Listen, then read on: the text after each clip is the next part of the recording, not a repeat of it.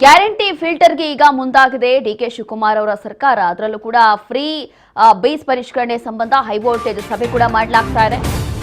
Guarantee ಸರ್ಜರಿಗೆ countdown ಈಗಾಗಲೇ ಶುರುವಾಗಿದೆ.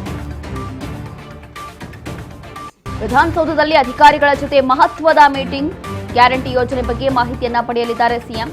ಗೃಹಲಕ್ಷ್ಮಿ ಮತ್ತೆ ಗೃಹಜ್ಯೋತಿ ವಿಚಾರದಲ್ಲಿ ಬಹಳಷ್ಟು ಗೊಂದಲಗಳಿದೆ.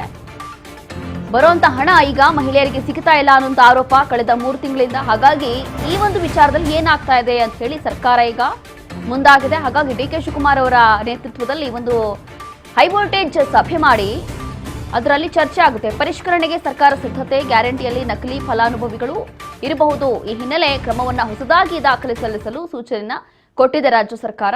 ಅರ್ಜಿ ಯಾವಾಗ ಯಾವ ರೀತಿಯಾಗಿರಬೇಕು, ಎಲ್ಲಿ ಲಭ್ಯ ಆಗುತ್ತೆ, ಹೇಗೆ ಅರ್ಜಿಯನ್ನ ಸಲ್ಲಿಸಬೇಕು ಸೇರಿ ಇದೆಲ್ಲವೂ ಕೂಡ ಸೇರಿ ಹಲವು ವಿಚಾರಗಳ ಕುರಿತು ಇವತ್ತು ಚರ್ಚೆ ಆಗುತ್ತೆ. ಚರ್ಚೆ ಆದ ನಂತರ ಬಳಿಕ ಅರ್ಜಿಯನ್ನ ಆರಂಭ ಮಾಡುತ್ತೆ ರಾಜ್ಯ ಸರ್ಕಾರ. ಹಾಗಾಗಿ ಈ ಒಂದು ಕೆಲವೊಂದು ಗೃಹಲಕ್ಷ್ಮಿ ಹಣದ ವಿಚಾರದಲ್ಲಿ ಕೆಲವೊಂದು ಹೊಸ ಅರ್ಜಿಯನ್ನ ಸಲ್ಲಿಸಬೇಕು, ಹೊಸದಾಗಿ ಎಲ್ಲವೂ ಕೂಡ ರಿಜಿಸ್ಟರ್ ಮಾಡಬೇಕು ಅನ್ನುವಂಥದ್ದು ಒಂದು ರಾಜ್ಯ ಸರ್ಕಾರದ ಒಂದು ಮಾತಾಗಿರುವಂಥದ್ದು. ಹಾಗಾಗಿ ಈ ವಿಚಾರದಲ್ಲಿ ಕುರಿತು ಇವತ್ತು ಹೇಗೆ ಅರ್ಜಿಯನ್ನ ಸಲ್ಲಿಸಬೇಕು, ಯಾವ ರೀತಿಯಾಗಿ ಸಲ್ಲಿಸಬೇಕು, ಅದರಲ್ಲೂ ಕೂಡ ಫಲಾನುಭವಿಗಳಿಗೆ ಅಂದ್ರೆ ಹೇಗೆ ಎಲಿಜಿಬಲ್ ಇರ್ತಾರೆ ಅವರು ಅನ್ನುವಂಥದ್ದು ಕೂಡ ಈ ಒಂದು ಸಭೆಯಲ್ಲಿ ಹೈವೋಲ್ಟೇಜ್ ಸಭೆಯಲ್ಲಿ ಚರ್ಚೆ ಆಗುತ್ತಂತೆ. ಅದಾದ ನಂತರ ಎಲ್ಲವೂ ಕೂಡ ನಿರ್ಧಾರ ಆಗುತ್ತೆ.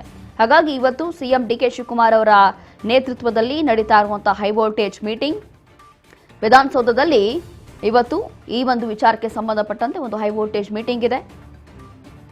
ಅದಾದ ನಂತರ ಎಲ್ಲವೂ ಕೂಡ ತೀರ್ಮಾನ ಆಗುತ್ತೆ. ಈಗಾಗಲೇ ಗ್ಯಾರಂಟಿ ಯೋಜನೆ ವಿಚಾರದಲ್ಲೇ ಇರ್ಬೋದು ಅಥವಾ ಗೃಹಲಕ್ಷ್ಮಿ, ಅದರ ಜೊತೆಗೆ ಗೃಹಜ್ಯೋತಿ ಹಣ. ಒಂದು ಕಡೆ ಗೃಹಲಕ್ಷ್ಮಿ ಹಣ ಒಂದರಲ್ಲಿ ಎಲ್ಲೋ ಒಂದು ರೀತಿಯಾಗಿ ಒಂದು ಗೊಂದಲ ಇದ್ರೆ ಅಂತಂದ್ರೆ ಹೊಸದಾಗಿ ರಿಜಿಸ್ಟರ್ ಮಾಡಬೇಕು, ಹೊಸದಾಗಿ ಅರ್ಜಿಯನ್ನ ಸಲ್ಲಿಸಬೇಕು ಅಂತ ಹೇಳಿ ರಾಜ್ಯ ಸರ್ಕಾರ ಹೇಳಿದೆ. ಕಾರಣ ಏನು ಅಂತಂದ್ರೆ ಅದೆಷ್ಟೋ ಸತ್ತಿರುವಂತ ಜನರ ಅಕೌಂಟ್ಸ್ಗೆಲ್ಲರಿಗೂ ಕೂಡ ಇಷ್ಟು ತಿಂಗಳಿಂದ ದುಡ್ಡು ಹೋಗಿದೆ ಅನ್ನುವಂಥದ್ದು ಕೂಡ ಒಂದು ಆರೋಪ. ಅದರ ಜೊತೆಗೆ ಈಗಾಗಲೇ ಮಹಿಳೆಯರು ಕೂಡ ಒಂದು ಆರೋಪವನ್ನು ಮಾಡ್ತಾ ಇರುವಂಥದ್ದು ಪಿಂಚಣಿ ಹಣ ಏನಿರುತ್ತೆ ಅದರ ಜೊತೆಗೆ ವಿಧವೆಯರಿಗೆ ಅಥವಾ ವಿಕಲಚೇತನರಿಗೆ, ವಯಸ್ಸಾದವರಿಗೆ, ಹಿರಿಯ ನಾಯಕರಿಗೆ ಅವರಿಗೆಲ್ಲ ಸರ್ಕಾರದಿಂದ ಒಂದು ಪಿಂಚಣಿ ಹಣ ಏನು ಹೋಗ್ತಾ ಇತ್ತು ಅದು ಕೂಡ ಸ್ಟಾಪ್ ಆಗಿದೆ.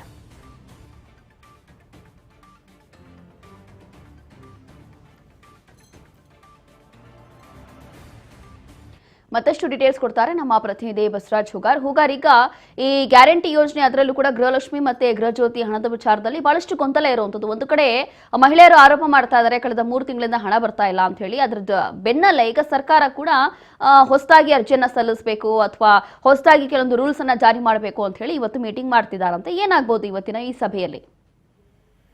ರೋಶಿನಿ, 5 ಗ್ಯಾರಂಟಿಗಳ ಪ್ರಗತಿ ಪರಿಶೀಲನಾ ಸಭೆಯನ್ನು ಕೂಡ ಇವತ್ತು ಸಿಎಂ ಡಿಕೆ ಶಿವಕುಮಾರ್ ಅವರ ನೇತೃತ್ವದಲ್ಲಿ ಕೂಡ ವಿಧಾನಸೌಧದಲ್ಲಿ ಮಧ್ಯಾಹ್ನ 3 ಗಂಟೆಗೆ ಕೂಡ ಸಭೆ ಆಯೋಜನೆ ಆಗಿರ್ತಕ್ಕಂಥದ್ದು. ಪ್ರಮುಖವಾಗಿ ಡಿಕೆ ಶಿವಕುಮಾರ್ ಅವರು ಸಿಎಂ ಆದ ಬಳಿಕ ಹಲವು ರೀತಿ ಇಲಾಖೆಗಳ ಪ್ರಗತಿ ಪರಿಶೀಲನಾ ಸಭೆಯನ್ನು ಕೂಡ ನಡೆಸಿದ್ದಾರೆ. ಅದೇ ರೀತಿಯಾಗಿ ಇದೀಗ 5 ಗ್ಯಾರಂಟಿಗಳ ಒಂದು ಪ್ರಗತಿ ಪರಿಶೀಲನಾ ಸಭೆಯನ್ನು ಕೂಡ ಮಾಡಲಿಕ್ಕೆ ಕೂಡ ಈಗ ಮುಂದಾಗಿರ್ತಕ್ಕಂಥದ್ದು. ಪ್ರಮುಖವಾಗಿ ಡಿಕೆ ಶಿವಕುಮಾರ್ ಅವರು ಸಿಎಂ ಆಗಿ ಅಧಿಕಾರ ವಹಿಸಿದ ಬಂದ ತಕ್ಷಣವೇ ಈ ಒಂದು ಗ್ಯಾರಂಟಿಗಳ ಪರಿಷ್ಕರಣೆಗೂ ಕೂಡ ಮುಂದಾಗಿರ್ತಕ್ಕಂಥದ್ದು. 5 ಗ್ಯಾರಂಟಿಗಳಲ್ಲಿ 2 ಗ್ಯಾರಂಟಿಗಳಾಗಿರ್ತಕ್ಕಂತಹ ಒಂದು ಗೃಹಲಕ್ಷ್ಮಿ ಮತ್ತು ಗೃಹಜ್ಯೋತಿ, ಈ 2 ಒಂದು ಗ್ಯಾರಂಟಿಗಳಲ್ಲಿ ಕೂಡ ಒಂದಿಷ್ಟು ಲೋಪದೋಷಗಳಾಗ್ತಾ ಇದ್ದಾವೆ. ಅನರ್ಹ ಫಲಾನುಭವಿಗಳು ಕೂಡ ಪಡೆದುಕೊಳ್ತಾ ಇದ್ದಾರೆ. ಅರ್ಹ ಫಲಾನುಭವಿಗಳು ಮಾತ್ರ ಇದನ್ನು ತೆಗೆದುಕೊಳ್ಬೇಕು ಅನ್ನುವಂತ ನಿಟ್ಟಿನಲ್ಲಿ ಕೆಲವೊಂದಿಷ್ಟು ಪರಿಷ್ಕರಣೆ ಮಾಡ್ಲಿಕ್ಕೂ ಕೂಡ ರಾಜ್ಯ ಸರ್ಕಾರ ಮುಂದಾಗಿರ್ತಕ್ಕಂಥದ್ದು.